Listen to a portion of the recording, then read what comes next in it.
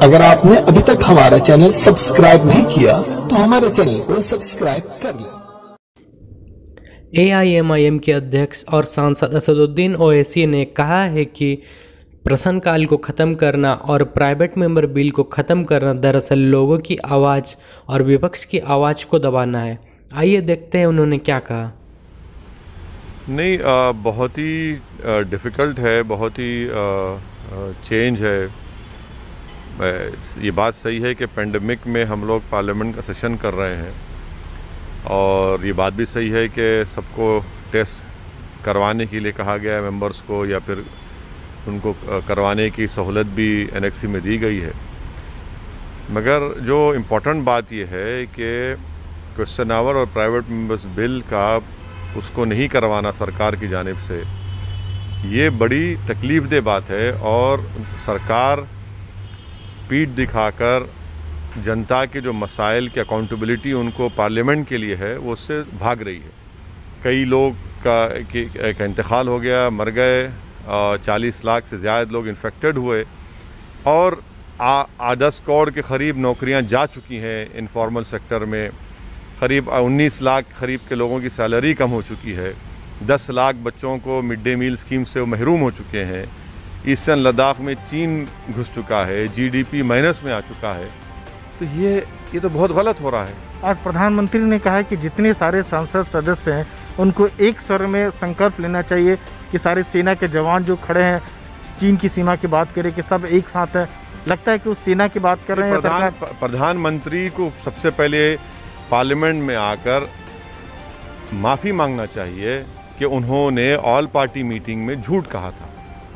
प्रधानमंत्री ने कहा था ऑल पार्टी मीटिंग में, जिसमें हमको नहीं बुलाया गया, हमारी पार्टी को, कि ना कोई घुसा है ना कोई वहाँ पर छुपा हुआ है, रुका हुआ है। आज उनके इस बयान के बाद चीन ने तो उसको बहुत इस्तेमाल किया। आज की पोजीशन में भारत के LAC में, इंडियन LAC में 1000 स्क्वायर किलोमीटर पे चीन की फ़ौज है। जहाँ पर पहले हम पेट्रोलिंग करते थे वहाँ पर नहीं कर पा रहे हैं, पैंगोंग सू में, डेप्सांग में, गलवान में। और प्रधानमंत्री ये कह रहे हैं भाई हम यकीनन आर्मी के साथ हैं, मगर पॉलिटिकल वॉइस कहाँ है? प्रधानमंत्री अभी भी आज भी ये नहीं कह रहे हैं कि चीन हमारे 20 सिपाहियों को मारा, चीन हमारी इंडियन LAC में घुसकर बैठा है। प्रधानमंत्री चीन का नाम लेने से क्यों डर रहे हैं? ये बड़ी तकलीफदेह बात है। लेकिन साथ में ये कह रहे हैं कि आंख में आंख डाल के हम बात कर रहे हैं, सबक सिखाया। कहाँ आंख में आंख डाल के बात कर रहे हैं आप? कहाँ आंख में आंख डाल के बात कर रहे हैं? क्या मोदी सरकार ने कहा कि चीन जो 1000 स्क्वायर किलोमीटर पर इंडियन LAC में जो घुस बैठा है वहाँ से उसको छोड़कर जाए?